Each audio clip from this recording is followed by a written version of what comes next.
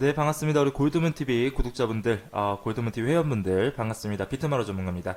자, 지금 현재 각 전 세계 경제가 너무나도 악화가 되고 있습니다. 자, 이렇게 악화가 되면서 각국 정부에서는 어떠한 재정 부양책을 쏟아낼 것인지 이런 것들에 대한 시장 참여자들의 관심도가 상당히 높았었는데요.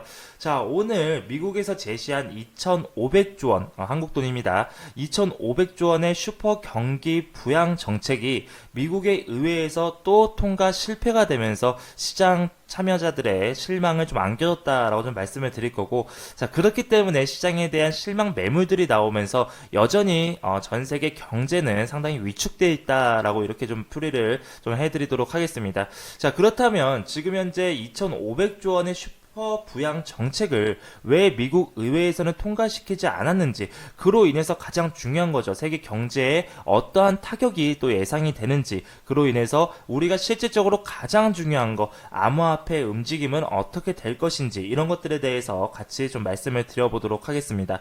자, 우선 미국에서 2,500조 원을 슈퍼 경기 부양 정책으로 내놨었는데요. 자, 그거를 가지고 미국의 민주당과 공화당의 싸움이 상당히 살벌하게 좀 일어나고 있습니다. 과연 대기업을 살려야 될지, 아니면 대기업보다는 윌스트리트를 살리면서 경제, 투자 심리를 먼저 살려야 될지, 이런 것들에 대한 당파 싸움이 계속 일어나고 있고요. 자, 이번에 부양 정책에서는요, 5천억 정도를 대기업에 지원을 하겠다라는 내용들이 명시가 돼 있었고, 그거에 대해서 상대 당파에서는 그거는 인정하지 못하겠다라고 풀이를 하면서 지금 현재 민주당, 공화당 간의 싸움이 상당히 좀 많아지고 있어요. 자, 그러면서 2,500조 원을 푸는 것이 과연 전 세계 경제에 도움이 될까라는 우려의 목소리가 나와주고 있습니다. 자, 실제로 이전에 2008년도에 리먼 브라더스 파산 사태 때도 역시 마찬가지죠.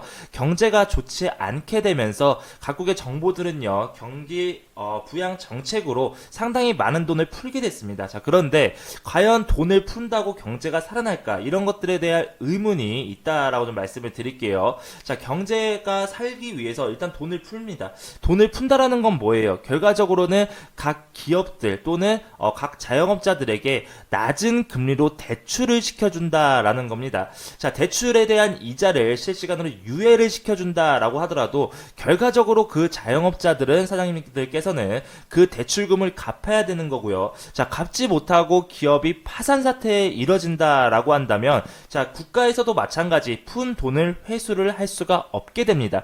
자, 그렇다면 지속적으로 경제 악화는 오히려 더 가중화가 되겠죠. 자, 이런 것들에 대한 우려 심리가 이번에도 역시 작용되고 있다라고 좀 말씀을 드리도록 하겠습니다.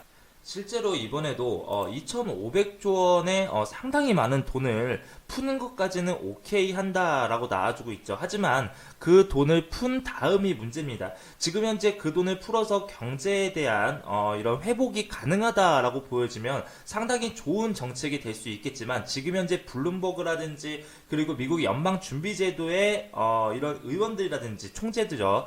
총재라든지 골드만삭스라든지, 자, 이런 것들에 대한 리서치 조사를 보면요, 지속적으로 경제가 안 좋아질 것이다 라는 예측이 상당히 많아요. 자, 실제로 지금 세인트루이스 연방은행 총재는요, 뭐라 그랬냐면, 지금 현재 2분기 내 미국의 국내 총생산 GDP입니다. 이 GDP가 절반으로 줄어들 것이고 실업률은 30%까지 치솟을 것이다 라고 이야기를 했고요. 골드만삭스 역시 마찬가지로 2분기에 경제 성장률이 마이너스 24%까지 내려갈 것이다, 상당히 좋지 않을 것이다 라고 예측을 했는데, 실제로 여러 경제 전문가들은요, 마이너스 24%가 아니라 그거의 2배 정도를 웃돌 것이다 라고 할 정도로 정말 상황이 안 좋다라고 이야기를 하게 돼요. 자, 그렇다면 경제 부양 정책으로 인한 양적 완화 정책도 실패를 한다라고 좀 볼 수가 있고요. 자, 이런 이야기들이 지속적으로 나오면서 지금 현존하고 있는 전통 금융에 대한 경제 부양 정책으로 과연 지금 죽어가고 있는 이 경제를 살릴 수 있을 것인지,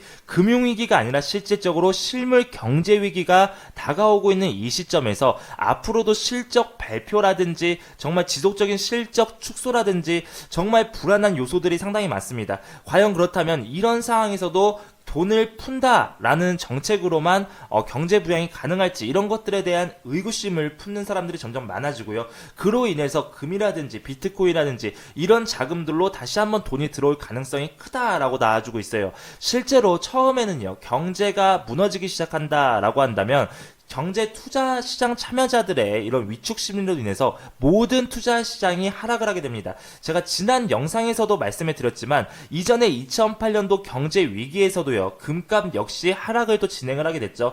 그런데 이렇게 경제 부양 정책이 지속적으로 실패로 돌아간다라고 한다면 현물 경제보다는 실존하지 않는 새로운 화폐 그리고 새로운 방법으로 인해서 경제를 살리겠다라는 식의 이해를 하시는 분들이 좀 많기 때문에 금이라든지 그리고 부동산이라든지 원유 그리고 이제는 새로 나온 암호화폐까지, 자, 이런 암호화폐 시장으로 돈이 우회가 될 가능성이 크다라고 좀 말씀을 드릴 거고요. 실제로 지금 현재 미국의 증시는요, 폭락을 하고 있다라고 좀 말씀을 드렸죠. 한국의 증시 역시 마찬가지로 오늘 사이드카까지 발동되면서 다시 한번 또 폭락 장세를 면치 못하고 있어요. 이런 시장에서 오히려 비트코인은 잘 받쳐주고 있다, 매수세가 조금씩 들어오고 있다라고 하는 것은 이제는 투자 시장에서 지친 투자자들이 전통금융보다는 새로운 투자 시장으로서의 돈을 우회를 시키고 있다라고 좀 풀이가 되기 때문에 암호화폐 시장 여전히 좋아질 수 있다라고 좀 말씀을 드리도록 하겠습니다. 자, 전 영상의 금 차트에 대한 모습을 제가 또 알려드렸어요.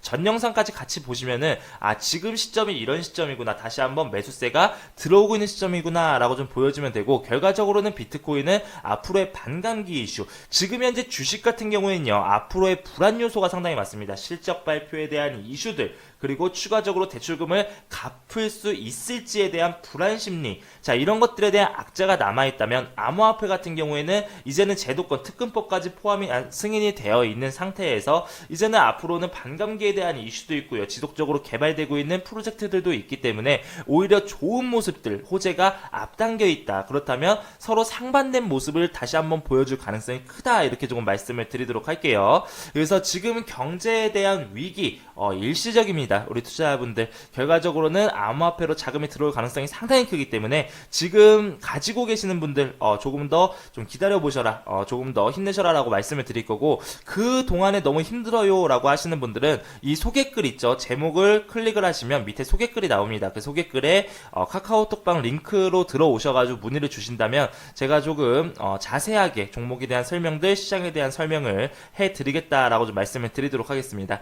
자, 고생하셨고요 우리 투자자분들, 저희는 다음 영상에서 다시 또 찾아뵙도록 하겠습니다. 감사합니다.